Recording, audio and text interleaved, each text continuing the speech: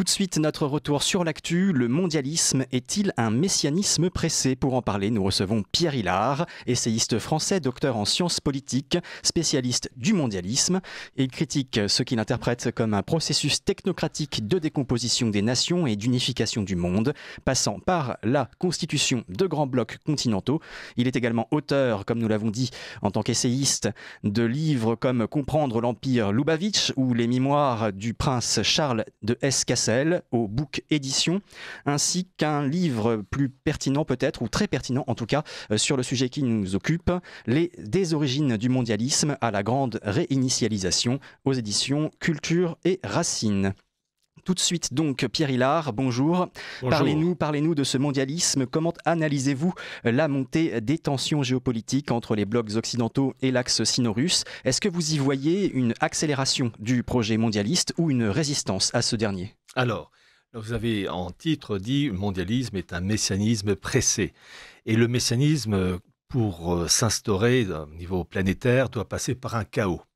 Et effectivement, les tensions multiples que l'on voit et qui montent de plus en plus en puissance, et je pense en particulier aux fameux drones ukrainiens qui ont détruit de nombreux avions militaires russes jusqu'en Sibérie, sans oublier les tensions fortes entre Israël et l'Iran, et les tentatives d'accord entre les États-Unis et l'Iran, mais l'Iran semble, au moment où je parle, donc nous sommes le 3 juin, ne semble pas accepter les demandes américaines. Est-ce que ça va changer? On va voir. Malgré l'intercession de l'Arabie Saoudite. Oui, et l'Oman qui joue le rôle d'intermédiaire, mais il y a le patron de l'Agence internationale de l'énergie atomique, Rafael Grossi, qui a dit que l'Iran avait au moins, pour l'enrichissement de l'uranium, plus de 60%, et qu'on se rapprochait des 90 pour faire des armes, des bombes nucléaires, au moins 9 à 10. Donc vraiment, il y a une tension générale. Il y a aussi le fait qu'il y ait une invasion migratoire en Europe, en France en particulier, on l'a vu avec les événements de PSG. En fait, il y a une déstabilisation, un endettement généralisé des États, le fait que les États européens, France avec Macron, Starmer pour l'Angleterre et puis Friedrich Merz pour l'Allemagne, sont en guerre ouverte de plus en plus à l'égard de la Russie. Il est vrai que si l'Ukraine s'écroule, il y aura d'inévitables répercussions sur les pays européens, Macron, Merz et Starmer. À partir du moment où l'Ukraine s'écroule, il y a des répercussions au niveau politique, et politique intérieure. En fait, le chaos, avant l'antenne, je vais vous citer cet universitaire israélien, Gershom Scholem, qui avait parfaitement résumé la situation pour la mise en place d'une gouvernance mondiale, et il aurait fallu que je retrouve, la citation elle est dans le livre Comprendre l'Empire Lubavitch, mais il expliquait que pour aboutir à cette idée de gouvernance mondiale, il fallait passer par un chaos. Selon les turiféraires de certaines factions mondialistes, je dis bien certaines, parce qu'il y a d'autres qui disent pas tout de suite, d'autres qui s'y opposent, il y a des rivalités internes, on est sur Terre. Et il disait que pour cela, il fallait des guerres, des génocides, des guerres civiles, des cracks financiers et des pandémies. Des pandémies, effectivement, il cite cela. Et plus c'est important, plus on aboutit à l'arrivée du Mashiach espéré, entre autres par certaines factions comme les Lubavitch qui espèrent voir une gouvernance mondiale s'établir selon leurs normes. Très bien. Alors, partant de cette conception et de cette définition, revenons donc à notre première question. Est-ce que vous analysez la montée des tensions géopolitiques entre les blocs occidentaux et l'axe sino-russe comme une accélération ou comme une résistance au mondialisme? Alors, en fait, je me démarque de la plupart des personnes au sein de la dissidence, parce que la dissidence, en fait, elle est largement pro-Poutine et pro-Trump. C'est pas mon cas. En fait, d'abord, les États-Unis, c'est une fondation maçonnique venant de l'Empire britannique à l'origine au XVIIIe siècle. La Russie de Poutine fait partie d'une autre faction. En fait, on a affaire à des bagarres internes dans la finalisation de la gouvernance mondiale avec des intérêts divergents et des intérêts à la fois matériels et spirituels. Matériels dans ce sens que, par exemple, pour l'Ukraine, vous avez tout ce qui est terres rares. Pétrole, gaz. Et vous avez eu, début mai 2025, un accord conclu entre les autorités ukrainiennes et les Américains pour le partage des terres rares, officiellement 50-50. Mais si l'Ukraine est conquise entièrement ou en grande partie par la Russie de Poutine, le traité deviendra caduc. Et en fait, il y a cette volonté de mettre en place ce que j'appelle des blocs continentaux. Les États-Unis, la grande puissance américaine des années 1950, 60, 70, etc., unipolaire, qui imposait ses vues, c'est terminé. Et Trump a compris qu'il fallait sauver l'essentiel, c'est-à-dire faire en sorte que la puissance américaine soit ciblée sur un paramètre, l'Amérique du Nord, c'est-à-dire Canada jusqu'au Panama, plus le Groenland. Et parallèlement à cela, qu'il y a un bloc eurasiatique. Poutine promeut cela. Et d'ailleurs, il a dit qu'il voulait, dans un article qu'il a rédigé et écrit de sa main en 2011, mettre en place, je cite, une union eurasiatique, souveraine et donc aux dépens des États composant cette union eurasienne. En fait, des blocs continentaux constituant la gouvernance mondiale. Mais pour cela, il faut un partage des intérêts. Je te donne ceci, tu me donnes cela, je ne suis pas d'accord. Des périmètres d'intérêt. Et ils se tapent dessus. Et à cela s'ajoute un fait d'ordre spirituel, dans ce sens que vous avez certaines factions juives qui estiment que l'Ukraine, une partie de l'Ukraine, c'est une seconde Judée, en raison de la présence de populations khazars qui se sont converties au judaïsme 8e, 9e siècle. Tandis que d'autres factions estiment que la véritable Judée, c'est l'Israël biblique. Et donc, il y a des bagarres. Et c'est pas pour rien, par exemple, que vous avez Zelensky, le patron, la tête de l'Ukraine, suite à l'intervention russe en février 2022, qui a dit quelques semaines plus tard, c'était sur le site du gouvernement ukrainien, qu'il fallait faire de l'Ukraine un grand Israël avec son propre visage. Il n'a pas dit un grand Madagascar, un grand Pérou. Et en fait, vous avez des bagarres. Et il suffit de lire, je lis quand même, je lis toujours la presse israélienne. Et vous avez par exemple dans Times of Israel les représentants qui disaient déjà en 2014, les Juifs de Russie et d'Ukraine sont en guerre.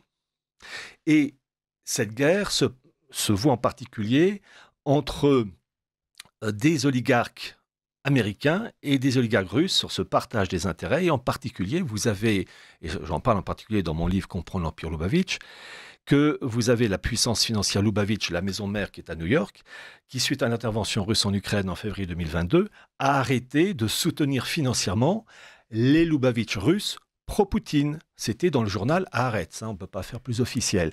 Et on saura, l'élément qui permettra de savoir s'il y a une entente véritable entre Russes et Américains, entre Trump et Poutine, ça sera de voir la reprise du flux financier de la superpuissance financière Loubavitch, qui sont quand même soutenus par Goldman Sachs, Meta, Chevron, Coca-Cola, etc. Donc la reprise du flux financier de la puissance Loubavitch de New York vers leur coreligionnaire russe pro-Poutine. Si ça reprend, ça veut dire qu'il y a un accord véritable, sinon... Alors, plus prosaïquement, vous avez donc distingué mondialisme et mondialisation. En 2025, concrètement, où en sommes-nous dans la mise en place de cette progression mondialiste, de ce mondialisme, notamment dans l'impact qu'ont de grandes institutions comme l'OMS ou l'ONU ? Alors, Poutine, dans un discours de 2014, en 2014 a prononcé à Valdai, disait qu'en fait, il n'y avait qu'à mettre en place une ONU modernisée, avec de grands blocs continentaux. Alors, je crois l'expression qu'il utilise, c'est des sections régionales. C'est-à-dire, comme je l'ai dit, un bloc nord-américain réunissant Canada, États-Unis jusqu'à Panama, Groenland, l'Union eurasiatique, etc., l'Afrique. Et en fait, le programme a été présenté par The Economist. Je vous coupe. Donc, allez-y. Vous dites que Vladimir Poutine proposait de découper le Groenland, enfin de rattacher le Groenland au bloc nord-américain. Non. C'est en fait, c'est ce que veut Trump. Oui, c'est ce que veut Trump, oui. Oui, j'ai dit Poutine. Oui. Oh, pardon, veuillez m'excuser. Non, c'est Trump, je mal exprimé. Pardon, c'est Trump qui veut tenter de mettre un bloc nord-américain unifié du Panama, États-Unis, Canada, Groenland. Et d'ailleurs, programme qui avait été déjà annoncé, programme déjà annoncé dès 1912 dans un livre du conseiller Colin House, qui était le conseiller, le bras droit du président Wilson, et 14 points, président Wilson. Et donc, en fait, on a ce projet qui a été réitéré en 1942. D'ailleurs, j'avais mis la carte de ces blocs continentaux dans mon livre Atlas du mondialisme. Et comment il s'appelle ? Vous avez donc la revue The Economist, revue tenue par les Rothschild et la famille Agnelli, qui a présenté en 1990 une carte avec le bloc eurasiatique de Poutine, le monde chinois appelé, Confucius Land, un nom de ce style, l'Inde, Hinduland, et le bloc Euro-Amérique, réunissant l'Union européenne accolée à l'Amérique du Nord, avec un représentant du Mayflower, donc la victoire du monde protestant sur Rome. Parce que, voyez-vous, quand on parle de mondialisme, il faut certes citer des éléments matériels, le taux d'endettement de l'État américain qui se rapproche des 37 000 milliards de dollars, les terres rares, le pétrole, le gaz, bon, très bien. Mais il faut voir aussi le fond spirituel. Et en fait, on a depuis la Renaissance des milieux qui cherchent à promouvoir une gouvernance mondiale. Et on retrouve déjà ça dans les écrits du révolutionnaire Klotz, dont j'ai réédité les écrits, ces livres, un livre sorti à l'origine en 1792, et qui disait déjà de mettre en place, il ne disait pas gouvernance mondiale, mais république universelle, et il dit, et l'Europe, et l'Amérique, et l'Asie, et l'Afrique, dans la cité vaste et heureuse de Philadelphie, le fond ésotérique, donc des blocs continentaux, et dans un monde anticatholique, qu'il appelle sorcellerie d'ailleurs. Oui, peut-être bien, mais ça c'est un vœu pieux, dirais-je, puisque finalement quand on regarde ce qui se passe en Union européenne, les partis souverainistes, les peuples tentent à vouloir se détacher de ces institutions supranationales. Alors en effet, déjà l'Union européenne est une création à l'origine américaine. Oui. Il faut savoir. Et il y a une certaine faction de l'État profond américain. Alors à l'époque, effectivement, dans le monde américain, vous avez deux branches. Vous avez la branche globaliste, unipolaire, et là ça allait jusqu'à Biden en comptant les Bush et les Obama. Et puis vous avez la branche multipolaire, ça c'est Trump. Et là, il y a un élément révélateur dans le bureau de la Maison Ovale. Trump a un portrait d'un président américain qui est celui de Andrew Jackson, qui était président des États-Unis de 1829 à 1837, qui était franc-maçon, et qui voulait, lui, une Amérique indépendante du pouvoir de la City de Londres, dans le cadre d'une gouvernance mondiale. Et en fait, Trump ne fait que reprendre cet idéal de gouvernance mondiale, mais avec un pilier nord-américain fort, constitué d'un autre pilier eurasiatique fort, d'un autre pilier chinois fort, et ces piliers constituant l'architecture de la gouvernance mondiale. Mais là, actuellement, au moment où je parle, en 2025, il y a ce problème de répartition des intérêts financiers, territoriaux, énergétiques, pour finaliser cette gouvernance mondiale. Et là, il se tire dans les pattes. Et ne pas oublier aussi, et c'est la chose la plus dure à comprendre, et la plus terrible aussi à admettre, c'est que le mondialisme passe par un sacrifice humain. Parce que chez certaines factions oligarchiques, le sacrifice humain est l'offrande la plus délicate pour permettre de passer d'un monde ancien à un monde nouveau. C'est eux-mêmes qui le disent. Je ne fais que rapporter, avec les sources évidemment. Donc on vit une sale époque. Nous revenons, s'il vous plaît, sur l'Union européenne qui commence à défaillir, fort heureusement pour certains et tristement pour d'autres. Est-ce que vous pensez que le Frexit serait une solution pour la France dans le contexte actuel de ce développement bizarre du mondialisme et parmi les différents partis qui prôneraient un Frexit, lequel vous semblerait la meilleure bouée de sauvetage? Alors, il y a déjà une chose qu'il faut remarquer.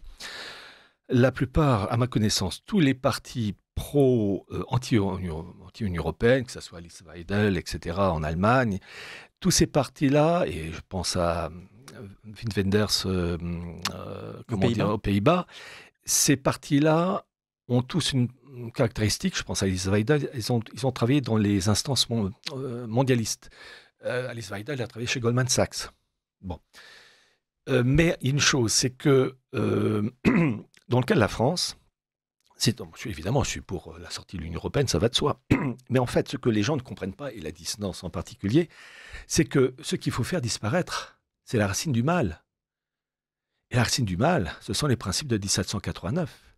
L'Union européenne n'est que le fruit des principes de 89. De la Révolution française. De la Révolution française.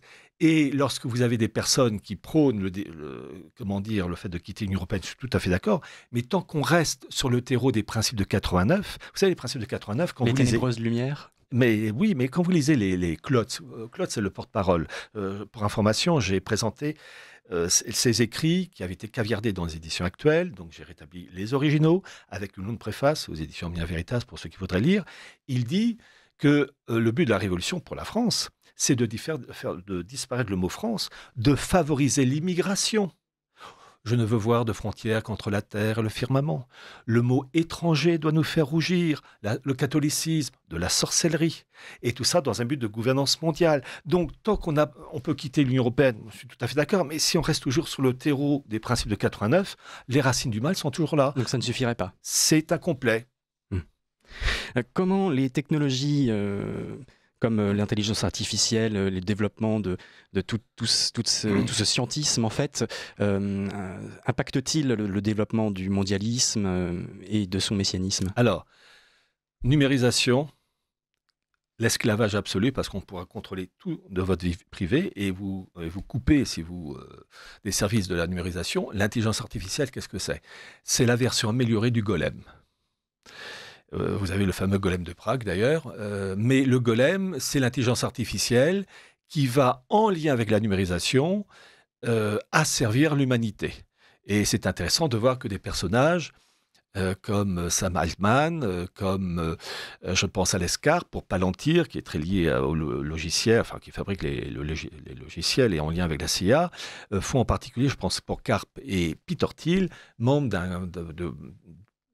d'événements, de groupes mondialistes comme le Bilderberg. C'est le même Peter Thiel qui a financé J.D. Vance, le vice-président J.D. Vance, et le même J.D. Vance, très lié au groupe Lubavitch, son directeur de cabinet Lubavitch, il s'appelle Jacob Rezes. Oui, mais bon, peut-être n'avaient-ils pas le choix, ils sont obligés de composer avec un certain nombre d'influences. S'ils veulent avoir le pouvoir, ils sont obligés de composer, mais vous savez, si le Peter Thiel a octroyé 15 millions de dollars pour permettre à J.D. Vance de devenir sénateur en 2022, eh bien, ça s'appelle le retour à l'envoyeur. Et donc, en fait, c'est un panier de crabes. Donc, il n'y a pas grand-chose à attendre.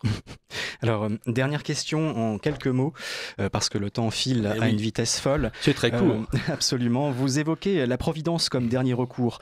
Quel rôle peut jouer la spiritualité catholique dans la lutte contre le mondialisme en 2025 ? Eh bien, je vais rappeler une chose qu'on ne dit jamais dans la dissidence.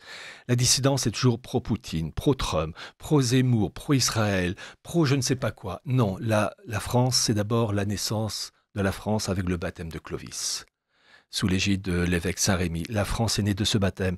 Toute la civilisation française vient de là. Et c'est ça qu'il faut défendre en priorité avant de se rattacher à Trump, Poutine ou que sais-je encore.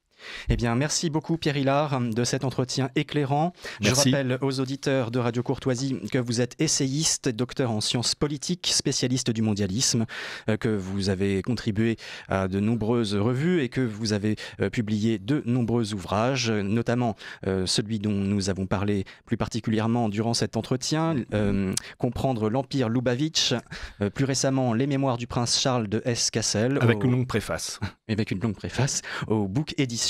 Et un autre ouvrage que je recommande à nos auditeurs, intitulé Des origines du mondialisme à la grande réinitialisation, toujours de vous, Pierre Hilard, aux éditions Culture et Racines cette fois.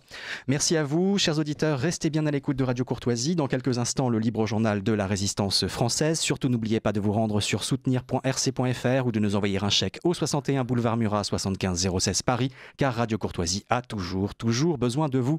À mercredi prochain pour un nouveau RC Mag.